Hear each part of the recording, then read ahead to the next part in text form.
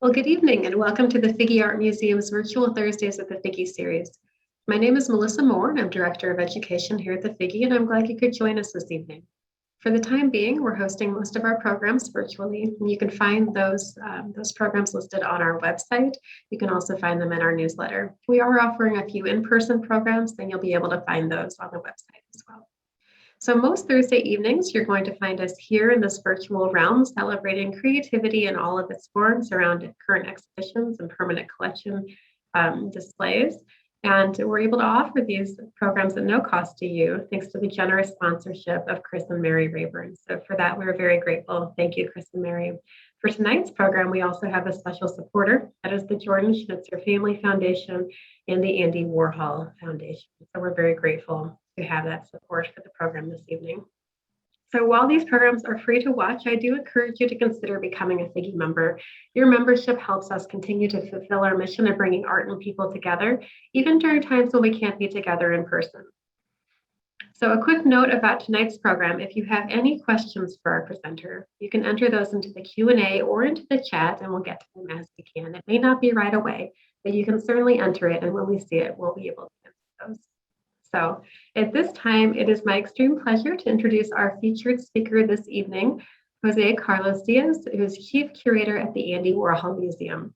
He earned his MA in Cultural History from the University of Liverpool and his BA in Art History from San Francisco State University. While at the Warhol, he has curated a number of exhibitions, including the recent Fantasy America, and prior to this, he was the curator of exhibitions at the Bass in Miami Beach. He's worked at Tate Liverpool and for the Liverpool Biennial, and he serves on the board of trustees for the Association of Art Museum Curators. He's also chaired the Curatorial Leadership Summit at the Armory Show, that was in 2020. And he was a 2018 fellow at the Center for Curatorial Leadership. It is a privilege and a pleasure to have José with us tonight as part of the programming for the exhibition Pop Power From Warhol to Koons, Masterworks from the Collections of Jordan D. Schnitzer and his Family Foundation. José, thank you so much for joining us. Thank you so much, Melissa, and thank you everyone for joining. Melissa, you can hear me okay? I can, you sound great. Okay, wonderful, thank you. I actually haven't done a presentation in quite a while, so I'm just really excited to be here tonight. And I also want to thank the Figge Art Museum for inviting me to do this. Because of COVID, I know a lot of programming has become online and virtual, so I do appreciate everyone joining this evening. And I thought for this particular exhibition, my presentation tonight, Andy Warhol Pre-Pop, would be really fitting for the exhibition that is currently on view at the Figge.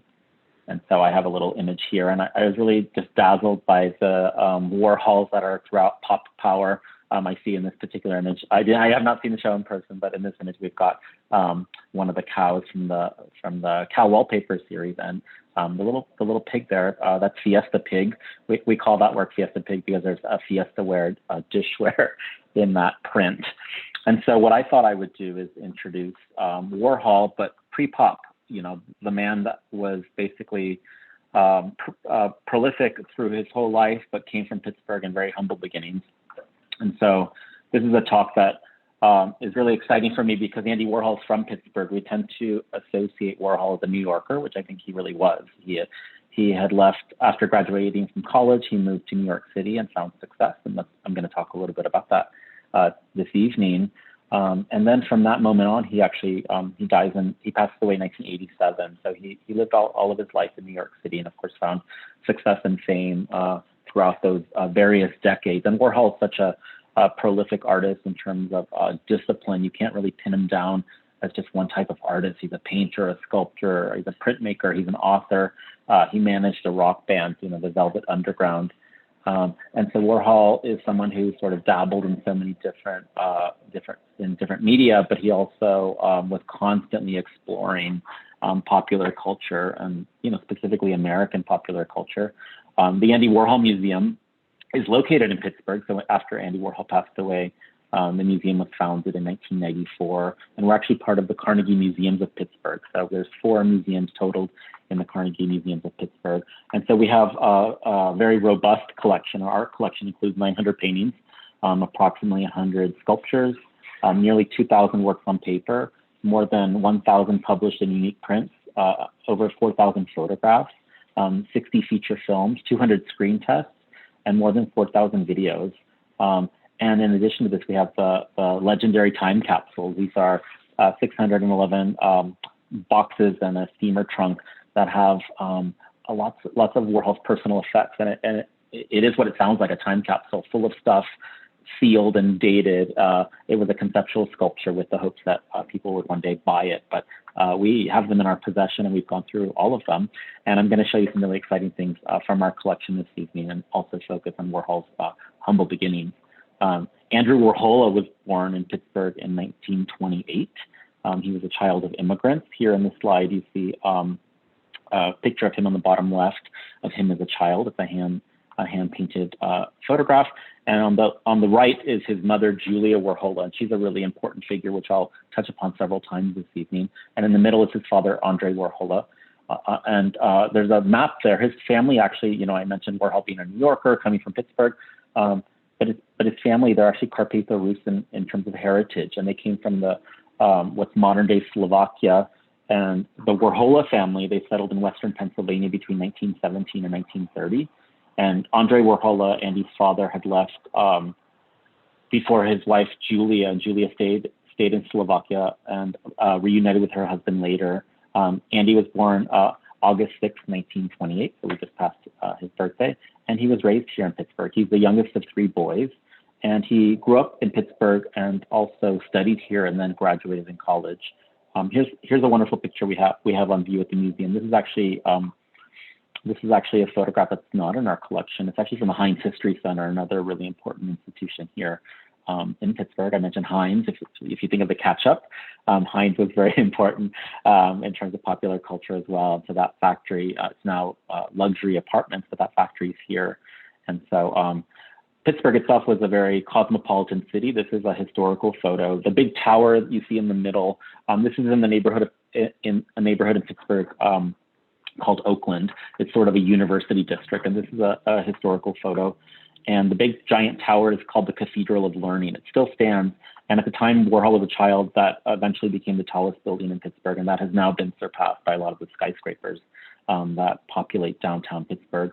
And so you'll notice sort of in the background, there's a river there. You'll see some furnaces, and that's the Monongahela River. We've got 3 rivers that meet at the corner, at the very base of Pittsburgh. And so this Cathedral of Learning, it's not a religious building, actually. It's part of University of Pittsburgh. And there's another building. Let's see if I can use my little highlighter. I don't think I've used that before. This laser pointer. This little building here, that's actually the Carnegie Museum of Art. So that it still stands there, as does the Cathedral of Learning. And Warhol's family grew up in this area, which was then called the Ruska Dolina. The Ruska Dolina was the ethnic neighborhood where Andy Warhol's family grew up, and so did a lot of the Carpatho-Rusan community. I mentioned Pittsburgh being a very cosmopolitan place. This is a photograph from around the 1940s. This is also from the Heinz History Center. And it doesn't look very cosmopolitan because this was very much a community for the Carpatho-Rusan people, including the Warhol family. And you can see it's surrounded by hills. Warhol would have been able to walk to the Cathedral of Learning, to libraries, to the Carnegie Museum of Art. As a child, he also took art lessons at the Carnegie Museum. If you look in the distance, I'll just try this little pen again because it's so cool. This is St. John Chrysostom. This is actually the family church. The church still stands there. Andy Warhol would have gone to church with his family. The family was Byzantine Catholic, and so a lot of people weren't aware that Warhol went to church throughout the duration of his life. And so the church, which still stands, the church would have had this people worshiping, but it has this what is a wooden panel called the iconostasis, and it has these canvases. This is the oldest known photo of the inside of the church. So Andy would have gone here with his mother, Julie, and his brothers. Andy Warhol's father died when he was about 13 years old. His father was a laborer and had died from poor health, and so it was up to Julia Warhol, his mother, to raise the 3 boys. Andy's the child on the right, just there with his mother. And so after his father's passing, there was actually his father had established a bond for Warhol to be the first in his family to go to college. So for me, this is really such an incredible aspect of Andy Warhol's life. It's almost like the American dream. Both of his parents had come through New York City, through Ellis Island. And so the fact that he came here and was born here as the son of immigrants, for me is really quite captivating. And his mother is really an incredible part of this story. This is not an Andy Warhol work. This is Andy Warhol's mother's illustration, and you see at the bottom it says Andy Warhol's mother. Julia Warhol was a self-taught artist, a very pious religious woman. She raised all three of the Warhol boys, but she really cultivated Andy's creative side. Andy was a very sickly child. He had an illness known as St. Vitus dance, and so he often was bedridden. He stayed at home with his mother. He was the youngest in the family, and she would cultivate his artistic side. She purchased a camera for him. She would provide him coloring books and paper cutout dolls, and he would sketch. But his mother, she actually also illustrated, and her two favorite subjects. We have dozens and dozens of illustrations, but they all tend to be angels or cats, and so those tend to be the symbols that you see within Julia's own work. And she never signed her work Julia Warhola. She always signed it Andy Warhol's mother. And I'll come back to her in a sec because it's really quite exciting. And remember that handwriting because it comes back into Warhol's artwork in the 50s. Some of the treasures in the collection, which I wanted to show you this evening. This is a hand-colored photo of Shirley Temple. And you'll notice, if you can look in your screens at home, she actually signed it. And so as a child, Warhol would write to Hollywood stars, which was very popular at the time, and collect headshots for scrapbooks. And so this one says, to Andy Warhol from Shirley Temple. And she actually misspelled his last name. She spelled it Worhola instead of Worhala. And so the interesting fact is that Shirley Temple was born the same year as Andy. They were both born in 1928. He was really admired her, and I like to think of them as both children of the Depression, but also one of the first sort of Hollywood blondes that Warhol gravitated towards. We think of Marilyn, but also he was very much aware of the Hollywood scene. As a child, he did go to the cinemas. As a child, he had a projector which he can watch cartoons and films. We have some of the scrapbooks, the childhood movie scrapbooks in our collection. Here's just a sampling of that. And I know this is sort of looks vintage and it's sort of antique, but I think of it, it's almost similar the way we look at images on our mobile devices if we're looking at celebrities we admire at home and watch through Instagram and Twitter, etc. And these were very much personalized and treasured by Warhol. And they also just make me think of the repetition and seriality we find throughout Warhol's pop career when you think of soup cans and Marilyns and cows. And that sort of reappears in his later sort of 60s life. Andy went to elementary school, but he also went to high school, and he would go on, as I mentioned, with a bond and attend college. He went to Shenley High School. The high school still exists here in Pittsburgh, and it's also luxury apartments, just like I mentioned, like the Heinz factory. But this is an image from his high school yearbook from 1945. And this is another object that's really treasured in our collection. In the yearbook, it has everyone's name, and it has sort of a little quote about the student. And on the bottom of it says, as genuine as a fingerprint. And so that's kind of interesting that Warhol was sort of noted as being sort of peculiar and artistic and different. And it sort of really comes about through his artistic style. Warhol would go on to attend Carnegie Tech. Carnegie Tech still exists. It's Carnegie Mellon University, if some of you have heard about it. Warhol was not the best student, and so he almost failed his freshman year. So for summer school towards his sophomore year, he had to redo a portfolio of work. I find this work really captivating. These are sketches. His older brother Paul, to bring income home for his mother, had a fruit truck, and I don't know if you could tell, but on the actual truck you can see it says Paul sort of on the surface of the truck, just behind those three women. And as a child, Andy was also attending free art classes at the Carnegie Museum of Art. And there was actually a Toulouse-Lautrec show that year, the year that these were made. And I think maybe there's a little bit of a relation. You see these very voluptuous women. You see almost like these sheer fabrics and all the folds of their skin. And so this actual moment, when Warhol made these in the summer of '46, Warhol followed his brother Paul, who would go into the more affluent neighborhoods of Pittsburgh, selling fruits and vegetables. And Warhol was sketching the housewives that were ordering produce to take home. And so these images, these illustrations were highly praised, and he even an award, and he also had an article that came out in the newspaper, and we have both of those things in the archives. These illustrations were also showing sort of Warhol's technical skills. Some people have criticized Warhol as not, doing the work himself or utilizing assistants, which he had assistants throughout his career. But I think it's interesting how observant he was. And for me, this is almost documenting a moment in Pittsburgh in the 1940s. Warhol graduated college in 1949. He studied pictorial design, and he moved to New York City. And so he had gone to New York City a summer before, and he relocated there, and he became a commercial illustrator. In fact, after his first week there, he had his first commercial client for Harper's Bazaar. And so he was known mostly for a very specific style called the blotted line technique. This is Warhol just sort of walking through the streets of New York. So one thing I wanted to talk about this evening is this blotted line technique. And, this is something we call, we give it a term, but it's actually a very simple printmaking technique. If you've seen Warhol's 50s works, they tend to be based off consumer goods that are for sale. And I'll show you some examples. But one of the really special things about them, and a lot of people didn't know how Warhol did them, is that it's just a very simple type of monoprint. And so what you'll notice here is we call these in the collection hinged drawings. It's basically 2 squares of paper, and there's a piece of tape here. And so what Warhol would do is he would find an image that he wanted to create for a client, and he would usually trace an image. And we have videos on warhol.org if you want to, if you and your family want to actually make blotted line drawings. This is the same technique. You can make it with very easy materials that you can find at most art stores. But you would basically trace the image. Warhol used a lot of photographs, and you'd make the image here. You'd hinge it or tape it onto the master. This is what the client would get. And so this is 2 men facing each other. And so he would make this probably in pencil, and then later add the ink. And what you would do is you add a little bit of ink. You wouldn't add all the ink on both faces because the ink would dry too fast.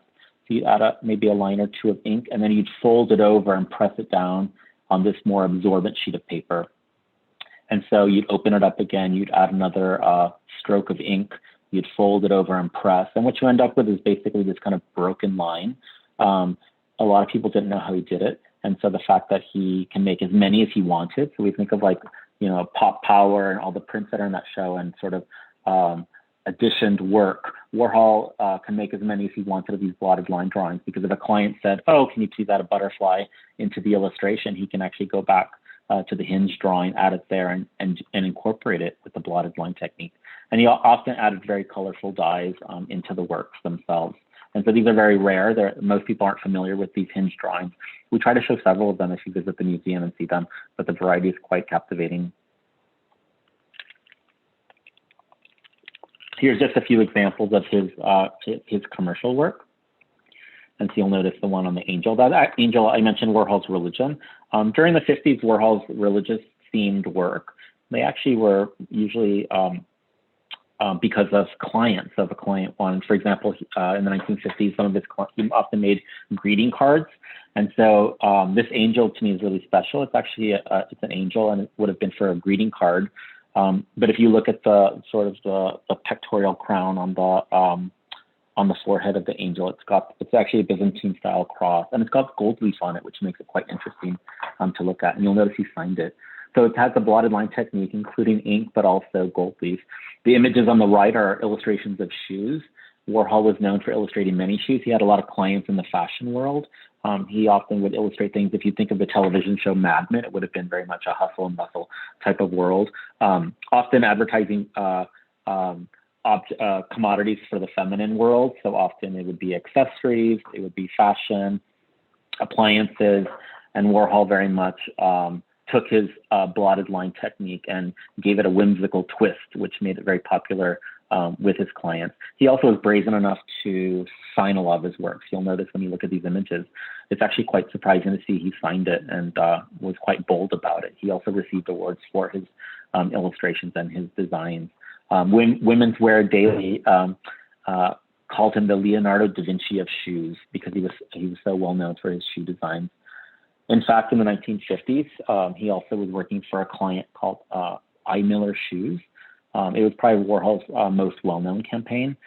He often had full-page ads in the New York Times in the Sunday edition, and the ads were typically in the wedding section.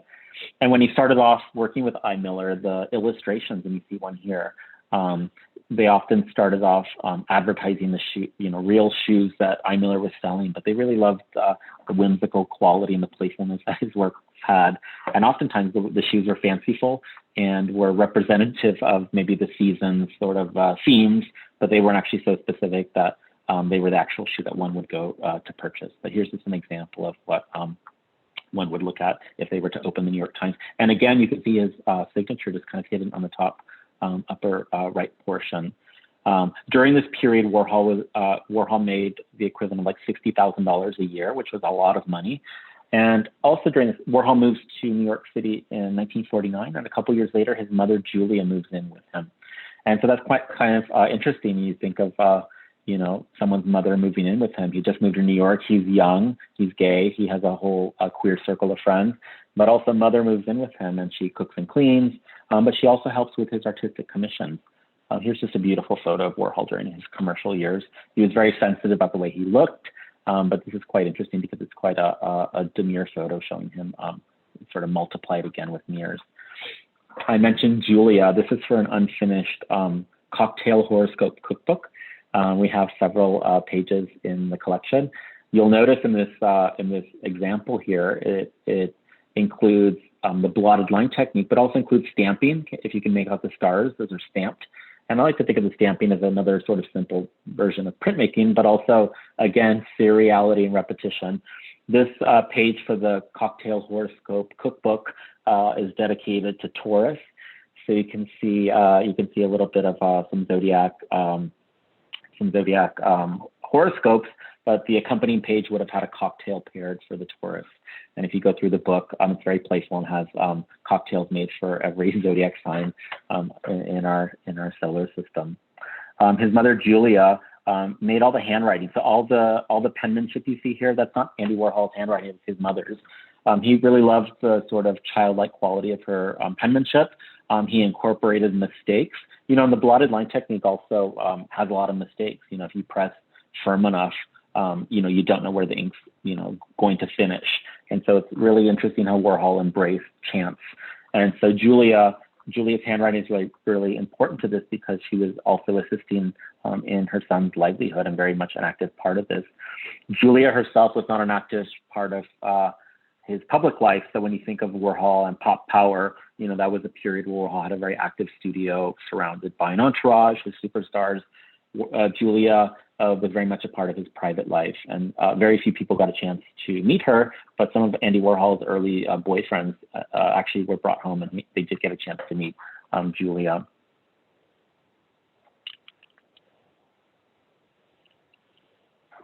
For me, the year 1956 is really important. In 1956, Warhol is very much pushing to exhibit very private sketches. We call them the boy book drawings. He had several exhibitions presenting these illustrations. Here's just a couple examples.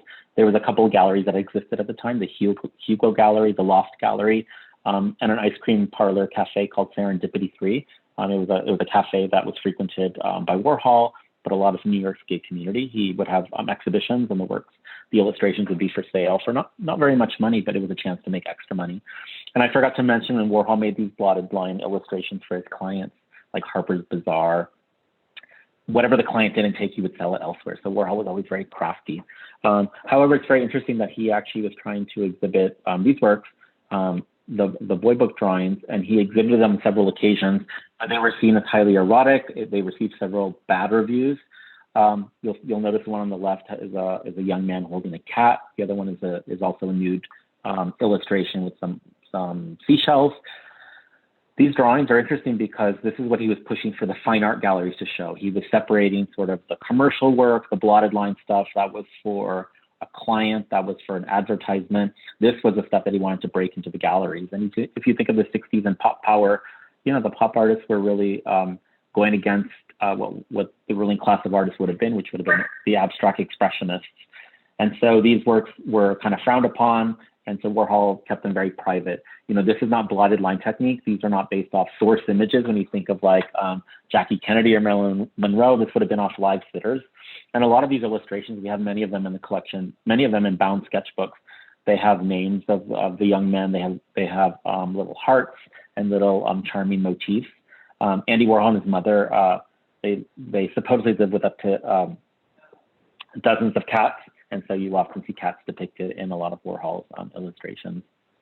In 1956, Warhol also took a trip around the world. This is kind of like a big adventure for him. This would have been the first time he ever went international. Commercial flights were starting to become popular. This is after World War II, and people have the possibility to get passports and travel to exotic parts of the world. So Warhol had signed up to take a trip around the world. If you look at this image here, he's the guy farthest to the right next to the tall man with the sunglasses. The man next to him is Charles Listenby. This was a set designer and art director for CBS. Warhol met him in around 1954. And so they became very good friends and artistic collaborators. Warhol had a romantic crush on him that was never reciprocated, but Charles had actually traveled many times in different countries and even collected Japanese prints. And through their friendship, he had suggested taking a trip around the world. So Warhol and Charles Listenby took a trip around the world. This is a very rare photograph. It shows them in Japan. And what's interesting is that this world trip, most of the artworks that exist in our collection are actually sketches. So you'll notice here, it's very hard to tell, but Warhol's holding a sketchbook while his companion Charles is holding a camera. Charles actually is no longer alive, but he talked about he was the one that was taking photos of this world trip. They went to Thailand, they went to India, they went to Rome, they went to Ireland, they went to many places, and this would have been sort of a new exposure for them. And so it's very exciting to see that we have some of those illustrations also in the collection. This is also an early period. Warhol starts collecting. We have hundreds of objects. Here's just a sampling of things that would have been collected going through Asia. You'll notice there's little maps and brochures from Japan and from China and Hong Kong. And so Warhol started collecting ephemera. On this trip, Warhol also, for example, we know that he purchased some kimonos in Japan. We've got the receipt, but not the kimonos. And so it's interesting to see how Warhol was affected by going abroad and seeing, other parts of the world and then returning to New York after this experience.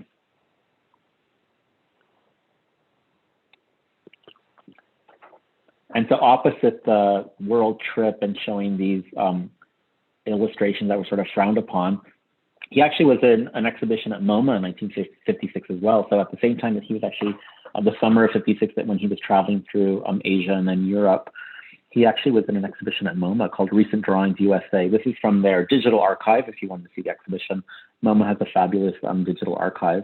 And so this exhibition was on view from April through August of 56. And it's sort of a strange exhibition because it was organized by the museum's junior council. These were not curators. There was a open call for artists. And so about 5,000 drawings were received, and the junior council selected about 150 artists to be included in the show.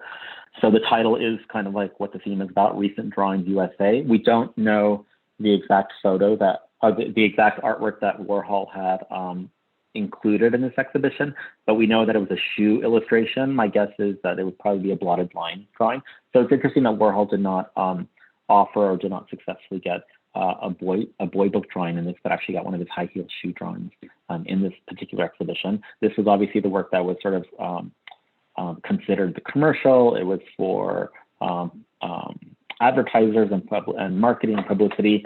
And the fact that he had been in a MoMA show is quite successful and quite surprising for Warhol to have done this in the 1950s. Probably the most, I guess, heartbreaking thing about this exhibition is that after the exhibition took place, the museum did acquire works from this exhibition. They were on sale, which is not typical, I guess, of museum shows today. And so Warhol, I guess, at some point had offered the shoe illustration as a donation or an acquisition to MoMA. And this is in our archives. It's a letter from MoMA basically saying no thank you. And at the bottom, I think, and I'm trying to read it here, it says, P.S. The drawing can be picked up from the museum at your convenience. So the fact that it was rejected, this rejection letter, and I know many of us have faced rejection, I think it's quite incredible that Warhol saved this. he had taken this world trip. The world trip also ended in heartbreak because Charles Wissenby was not interested in dating Warhol. So it's interesting to see that so much was happening in '56 in Warhol's private life, and very much ambitious to break into the sort of what we call the fine art world, the world of collectors and museums. And I think Warhol was very much ambitious and looking for a transition. And so I wanted to show you this. This is actually a painting. This is a very rare object in our collection. The painting itself is on canvas, but what makes it so interesting is that it's actually the blotted line technique. We see a transition from small. So when I talk about, you can't tell scale here because I'm showing you a PowerPoint, but when you think of the blotted line drawings, they're actually quite modest in scale, no bigger than 8.5 by 11, sometimes a little bit larger. But the blotted line technique incorporated source photos, often existing photos, and then they would be used for commercial purposes. However, he made a small body of canvas painting. So imagine the blotted line technique on canvas, but also getting bigger in scale, which I think is quite incredible. And the images here are young boys and girls. They would have been taken from photographs, and we have some of these photographs in our archive. And then the fact that he added paint, and you see things are very abstract or very painterly. You can see kind of like those white blotchy swatches on there. I think that was very much responding to the abstract expressionist. That was the style. That was what was showing in the great, the important art galleries that the big collectors were acquiring from museums. And so the fact that Warhol made some experimental works is quite interesting because that goes into his pre-pop phase, which we call at our museum hand-painted pop. And so this image here is actually from the Warhol Museum. We have a whole gallery dedicated to Warhol's transition between the commercial years and then going into what we know as sort of the period where everything's silk screened and appears to be mass produced, appears to be machine made. And so this gallery here, we call it hand painted pop because it looks like someone made it. When you look at them closely and you see people sitting here in the gallery, you can walk up close to the painting, you can make out graphite, you can make out brush strokes, you can make out, it does not look like an advertisement. It does not look like a poster. It actually looks like a painting and someone made it. And you'll also get a sense of like the gestural qualities or the handmade qualities. One of the important works in this sort of hand-painted pop gallery is this do-it-yourself Sailboat. It's one of our most recent acquisitions. We acquired it about, 5 years ago, which I guess is a long time, but Andy Warhol paintings are very, very expensive. So it takes a while for us to fill in gaps within our collection. Warhol had made a series of do-it-yourself paintings, and you could have bought like a do-it-yourself kit from like a drugstore. And what makes it so incredible, this is actually the source material. It's very, very faded. But if you look closely to your screens, you can make out that it's a do-it-yourself illustration, and it has a sailboat on it there. And all the numbers incorporate are associated with the colored pencil you would use to complete the illustration. One thing that makes the DIY activity sheet so powerful is that anybody could have bought this. Anybody could buy this at a drugstore. Like you too can be an artist. You don't need to get a degree. You don't need to study pictorial design at Carnegie Tech. Anybody can buy this at a drugstore, follow the instructions. You take the number, you take the colored pencil, and you can complete an artwork. And so what makes this painting so powerful is that you'll notice there's a lot of blank spaces. You see the numbers there. This painting is very large if you were to see it in person. The numbers, except for the big number 15, the numbers that are quite small, they're all actually vinyl decals that are sort of rubbed on the painting. But Warhol declared the painting finished, and I believe he said in one of his books, whoever buys it can finish it themselves. It's quite shocking. It's quite bold. This is almost a new take on American landscape. This would have been shocking, and I think we forget. We see pop as pretty, as whimsical, as charming, as funny, but this would have been outrageous. This would have upset people. And so the fact that you would make this, show it in a gallery, it would have created either an admiration for the pop movement or total dislike for the artist making this. And Warhol's not the only one. And as you see in Pop Power, there are a lot of pop artists. So Warhol's just one of the artists that's sort of finding his niche within this community of pop artists. And this is a really great painting. I really love it, and I love talking about it. It's a Campbell suit painting. So again, this one's also on canvas, and it's quite large. And I'm sorry you can't tell the scale of it. I think you saw it maybe in the earlier photo in the gallery. But I love this clashing of abstraction and pop. You'll notice that Warhol decided to used the black paint to make it look like aluminum, but it's also very gestural, very brush-like. And also, if you look closely, the Campbell soup label, it's torn, but also on the middle portion of it, which would list the ingredients. It's actually, some of the letters are actually illegible. He canceled them out. So the idea of like conceiving and revealing is quite interesting, choosing whether you create a highly stylized soup can, which you have seen those. You have seen, soup cans, Brillo boxes, Coke bottles. But in this particular moment, Warhol sort of experimenting. Should the work be abstract? Should it look like somebody made it? And they're quite beautiful because you can make out the pencil marks. You can see where the editing process took place. And this, of course, would evolve into the pop style that we would know Warhol for. And so I have a photograph here. This is a photograph that was taken by one of Warhol's boyfriends at the time. His name was Edward Wallowich, a very gifted photographer. And this is, Warhol was not painting with a stack of soup cans in front of him, but he actually had photographers photograph the soup cans in different iterations of other objects. And you'll notice this photograph shows the soup can with sort of tears and marks. And the flavor, it's hard to tell in the painting that I just showed you. It's pepper pot. I don't think that flavor exists anymore, but I'm sure it would have been very tasty.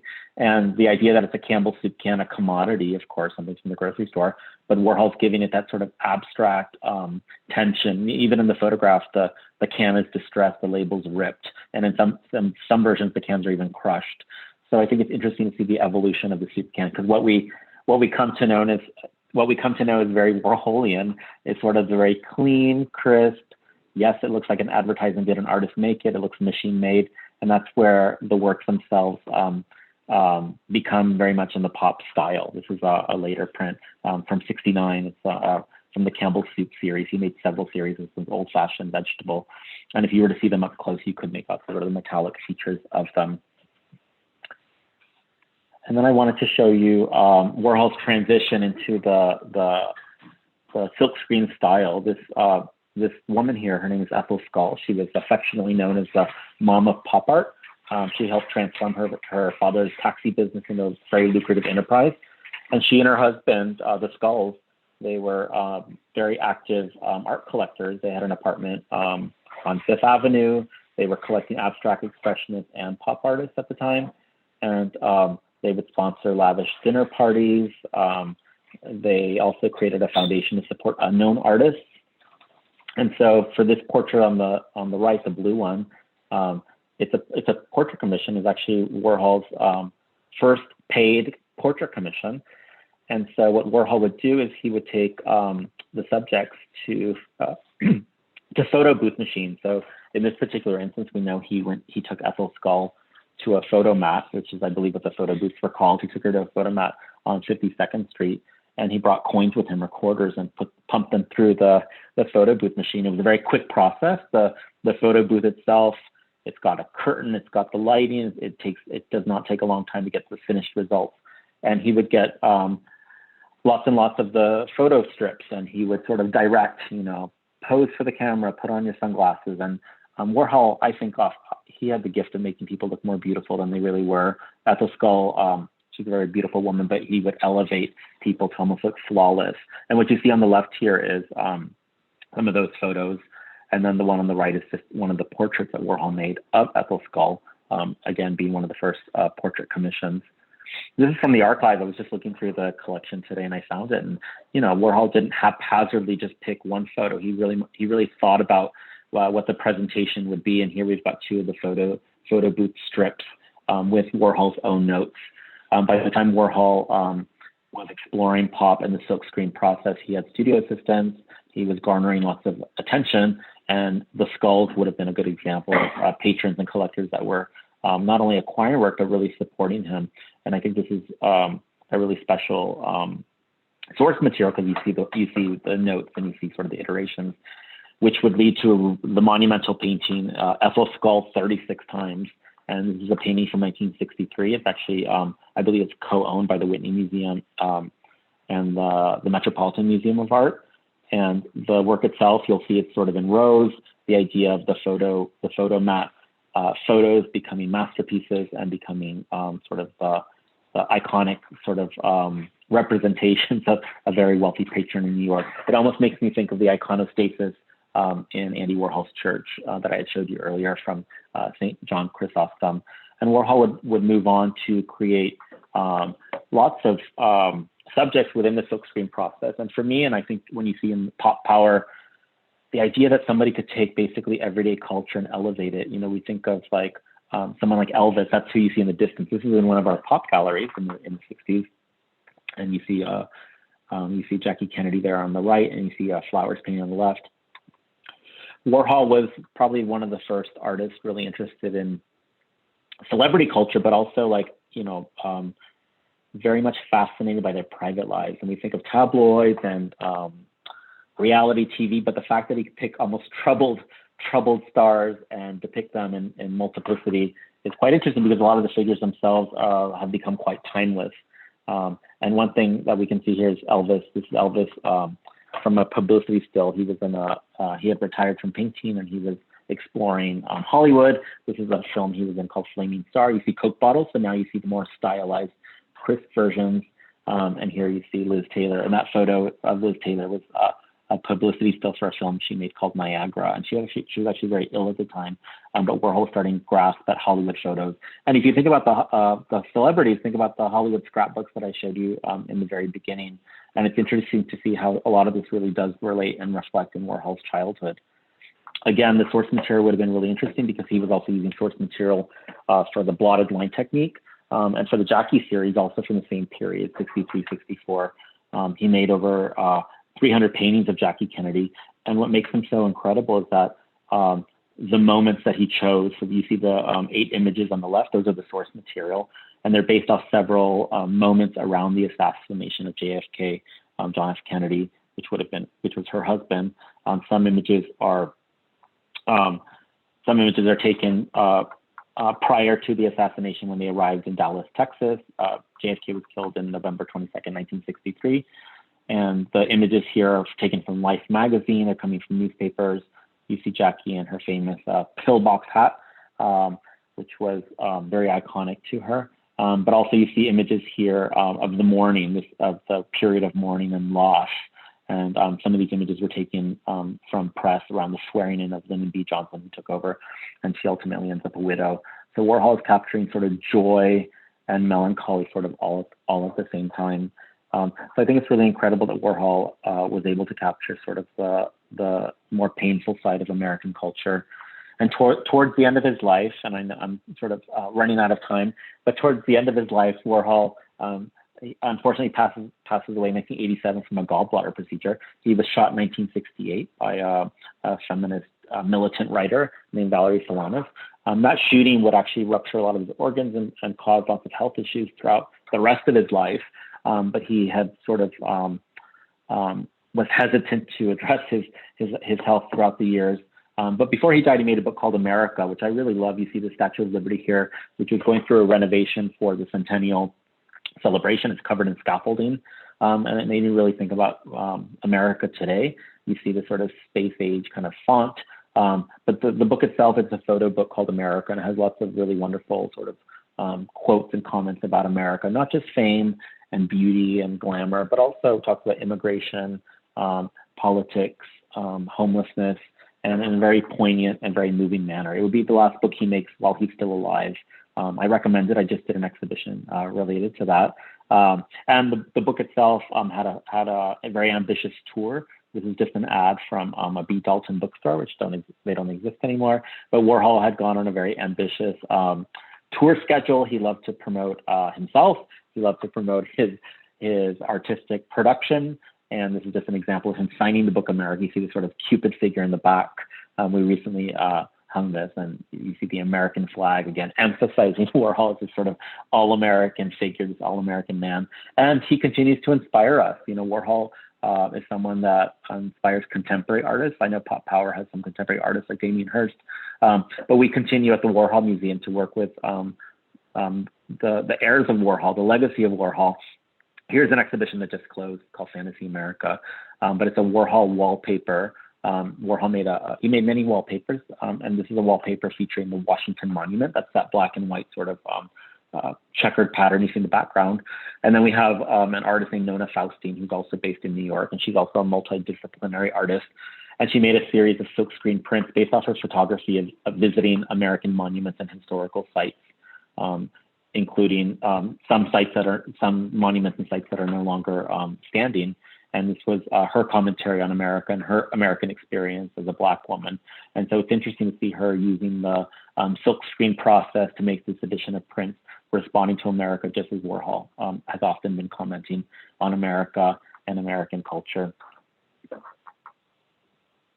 There's an artist named Chloe Weiss, who just showed her. Chloe Weiss made some videos. This is called Offer Ending Soon. It's sort of like a music video meets infomercial, and all these models, it looks like a commercial. All the models are wearing sort of designer clothes, but they're actually reciting all the tech. They're reciting text from the Cheesecake Factory menu. So if you've gone to the Cheesecake Factory, it's very global. It's very experiential. You can kind of have almost any cuisine in the comfort of your own town.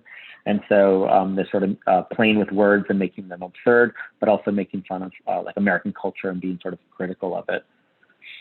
And then we also included an artist named Campbell. The flags you see here sort of hanging down, they look abstract, they look like warfare, they look like bad weather.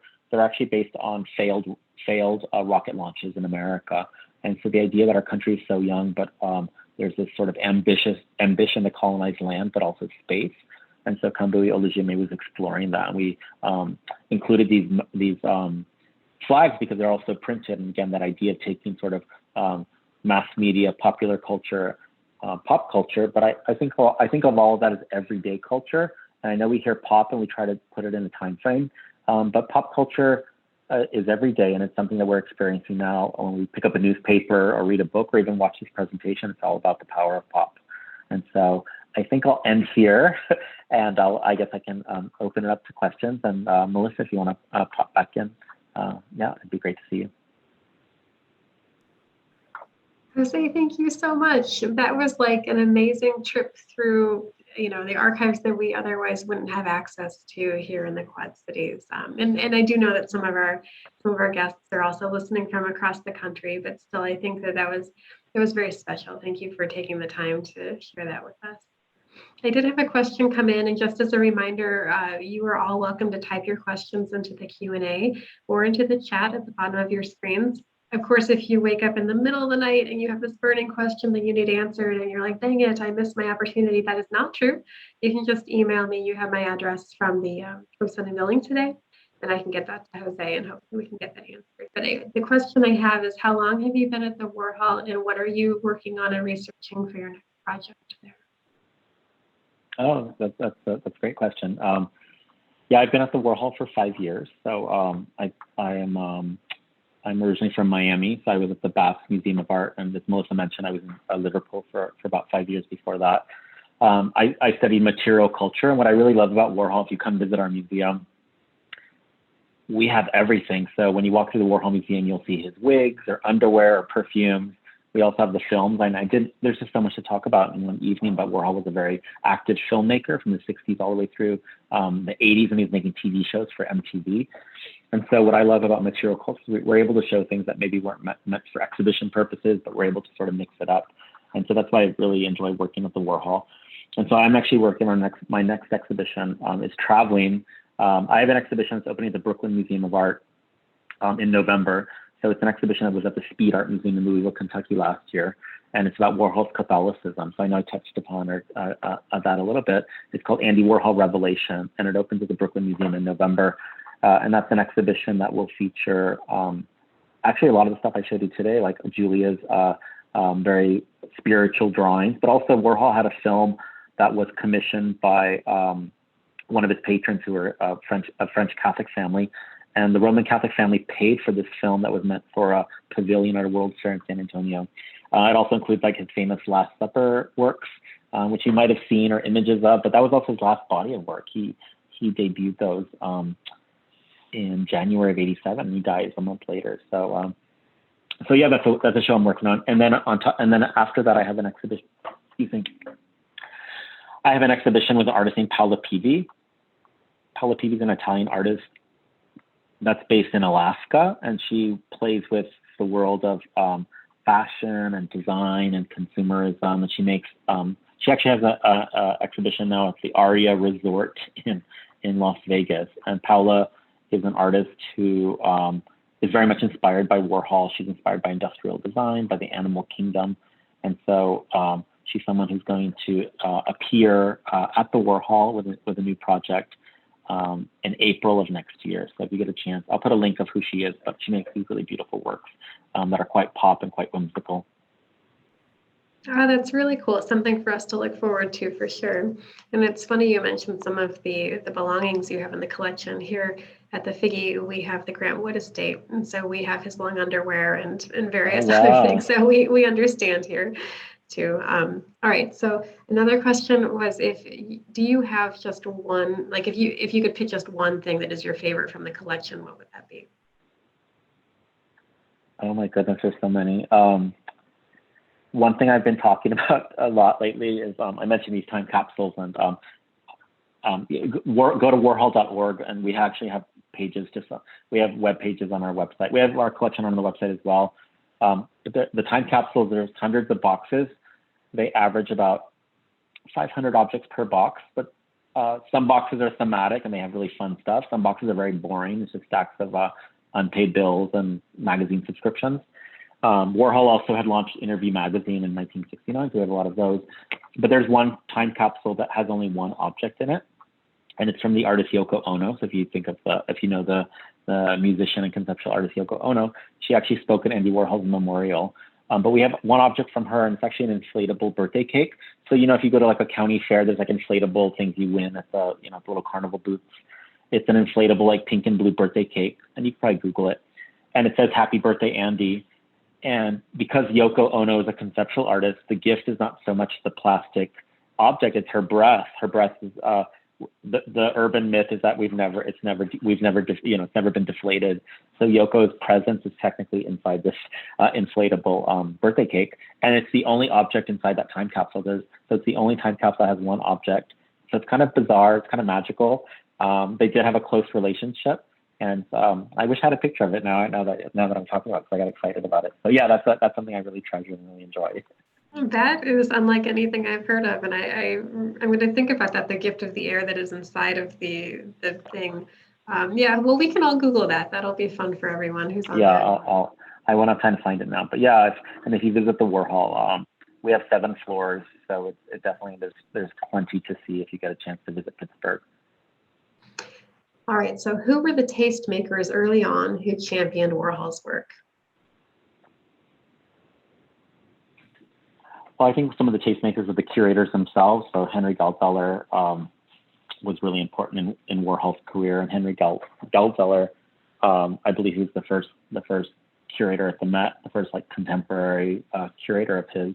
But it was also the New York gallerists, the New York gallerists that were champion Warhol. But if you think of art collectors, I think it's quite interesting. And I know I showed you Ethel Skull, and maybe her name is not so well known in the art world when we think of like power collectors.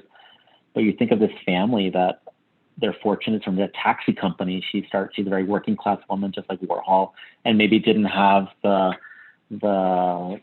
elegance or the origins of other sort of wealthy patrons of New York City. So I think the fact that there was people like Ethel Skull that actually championed Warhol and commissioned his work is quite incredible. Another one is Dennis Hopper. Dennis Hopper, the director, actor. Dennis Hopper was like Warhol's first Hollywood friend. In fact, Dennis Hopper, I believe he purchased when Warhol exhibited his first soup can paintings in Los Angeles. I think Dennis Hopper purchased one of them. The gallery ended up buying them back, Ferris Gallery. But Dennis Hopper actually appears in several Warhol films. He's in a screen test. Warhol often made films that were based off existing genres. Like Warhol made a surfer movie. He made a cowboy movie. Warhol in the 60s, made a Tarzan and Jane movie. And there's a cameo of Dennis Hopper in a loincloth, and he's sort of showing up, like swinging off a branch. It was filmed in Los Angeles. But it's kind of incredible the fact that Dennis Hopper, who was like a Hollywood heartthrob, was actually an early collector of pop, a friend of Warhol's, Warhol being this, gay out man and friends with someone. And Dennis Hopper actually threw him a party when Warhol had one of his exhibitions in Los Angeles.